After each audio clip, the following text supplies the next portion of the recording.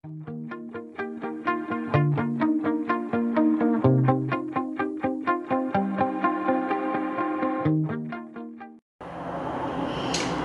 ndị be anyị onye a bụ ada ụnụ nwanyị Ada Biafra. Unu amarugo n'ihe today na-ekwu. Today bụ ụbọchị anyị chọrọ ilote afọ mụrụ onye ndu anyị. Enidoro m ịgwa unu ka o si wee mee. Unu ma ihe ndị Naịjirịa mere na ngwuru onye be anyị, onye ndu anyị, sorry. Unu ma ihe ndị Naịjirịa mere ebe ahụ. So asị m ka m bịa kwanyere ha ugwu, ka m bịa sị ha gaa ọfụma, ha na-agbụ ndị Enugu nunu ịmaka isi ekwu na gboo. So ka ha gaa ọfụma ebe ọbụla ha na-aga. O wute kamụ ka everything si eme, beti were nsogbu nọ na ya. So m ga-akwanyere ha ugwu wite egwu, m ga-agụ ya n'onu Igbo because abụ m nwa Igbo. Egwu ndị Igbo na-atọkwa ụtọ. Then ngụcha ya n'egwu Igbo, ngụkwa na nke a na-akpọ egwu ndị Bekee. So ihe a niile bụ ka anyị kwanyere ha ugwu, you know. So egwu nchọrọ ego kịta wee bụrụ, achọrọ m iji ya wee sị ha gaa ije, ha na-aga ọfụma ebe ọbụla ha nọ, ha gaa ya ọfụma. So egwu m wee bụrụ nọnyere m oruwego anyasị, mgbe ọchịchị na-agba, Jizọs nọnyere, kwe inyeaka na nkasi gwụsịrị, gị onyinye aka nke mpịa nọnyere. So achọrọ m isi ha ga-agbo onye nwanyị duo ha ọfụma. So ka m gụọ nke ndị Bekee before m wee kpezie ekpere.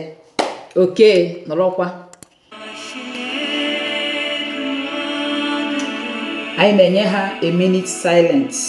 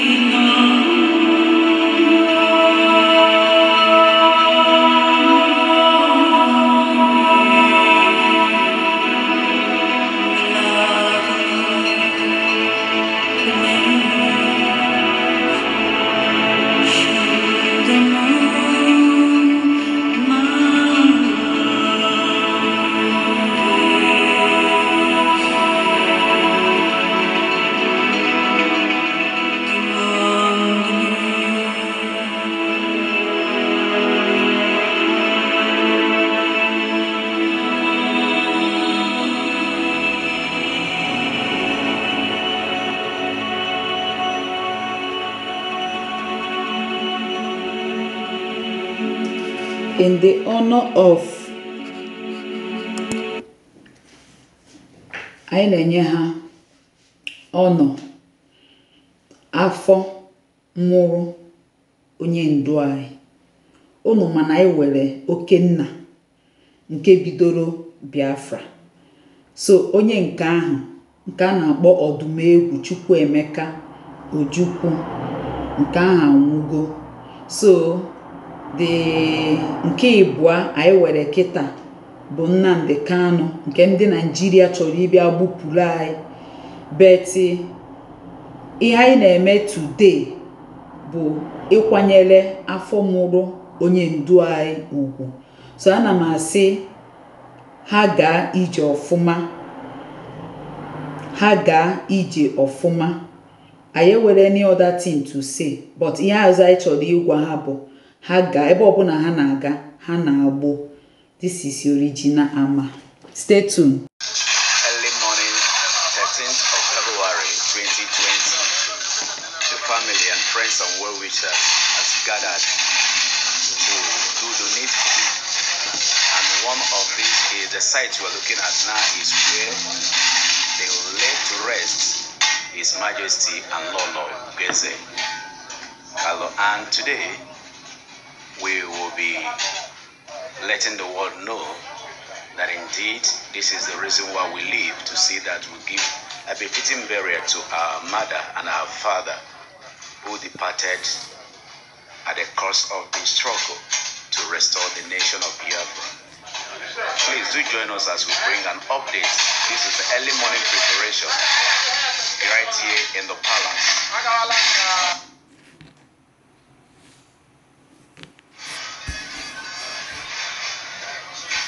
This is a setup of the Latin state of His Royal Majesty and Lolo Sally Ugeze.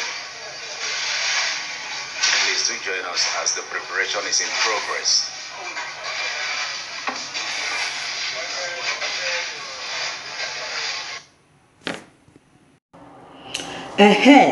Ndị bai Nnamdi Kanu bụ onye oshi. Nnamdi Kanu bụ onye oshi. Ozugo ezu Nnamdi Kanu ọ bụ onye oshi. Anyị afụgokwana ihe ahụ o zuru. Agwa Nnamdi Kanu ozugo ego ndị IPOB. In fact, ego a na-atụrụ ya onye oshi ka ọwụ. Beta achọkwa m ịjụkwa dị bikonu. Nnamdi Kanu o zuru nke gị? Nnamdi Kanu ego ahụ a na-atụrụ ya ọ na-ezu. Achọkwanụ m ifu ya ahụ o ji ego ahụ wee mee. Onye na-anọrọ na Naịjirịa, onye achọpụrụ n'obodo ya, onye gbara ọsọ obodo ya, ihe a mere papa ya anyị bịara today ka anyị mee. Unu eche na ọjọọ so mee. Ọnwụ chi ha ka ha nwụrụ. Ana m agwa unu na ebe a sịrị na old people nọ, ọ dị ka otu nọ n'ụlọ ewe m old woman, ịbịa tụọ bomb, only that bomb ga-enye ya heart attack. The husband and wife nwụrụ n'aka ndị Nigeria because of heart attack. Akpọta battalions, but e nwere Boko Haram ga-eje na north je fight ya. They refuse to fight them. Now, this husband and wife, papa ya na mama ya, una jụrụ why ha ji wee nwụọ the same year, 67, 80 something. Gịnị ka ha ji wee nwụọ the same year? Gịnị ka unu uche nọ ya bi egburu ha? Is simple heart attack. When ihe ọzọ eji ekwu okwu ebe a. Now, Nnamdi Kanu ọ na-eburu ego ndị Biafra. Amara stop putting money in IPOB. Amara stop giving Nnamdi Kanu your money. Na onye a bụ onye oshi.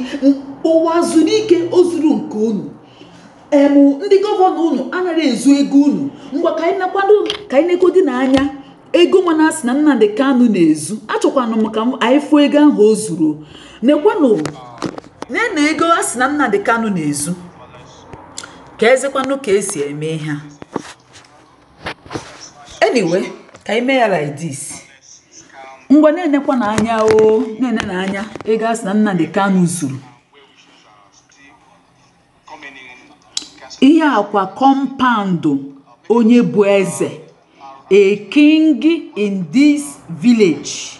Unu na compound ya. Anyị ma ka ndị bụ eze ka compound ha na-adị.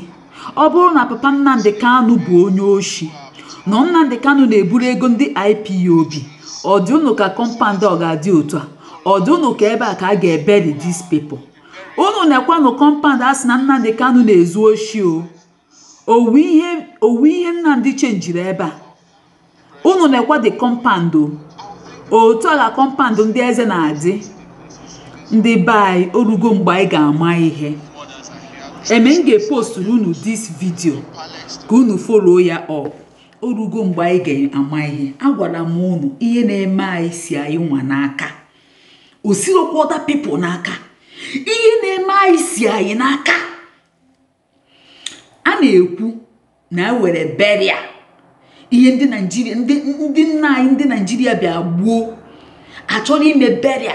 Nigeria send their military ka ha bịa nochie the whole Ụmụahịa.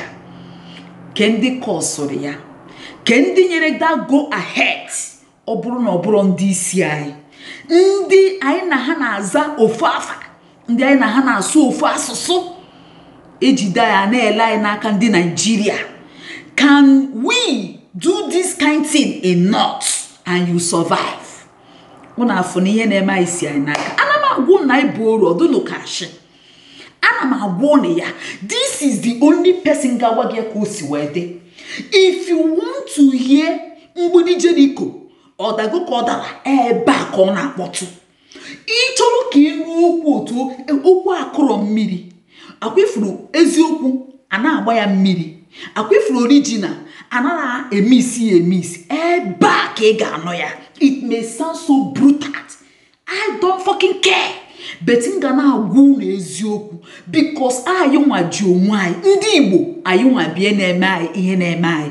Mmadụ atakwa na onye ọbụla ụta, onye unu ga na-atụ ụta bụ ndị Igbo because anyị nwa bie na-eme onwe anyị nwa bie ji onwe anyị. Mgbe anyị ga-alapụtasị onwe anyị na-ewe ndị asaida ka ha bịa nyere anyị aka.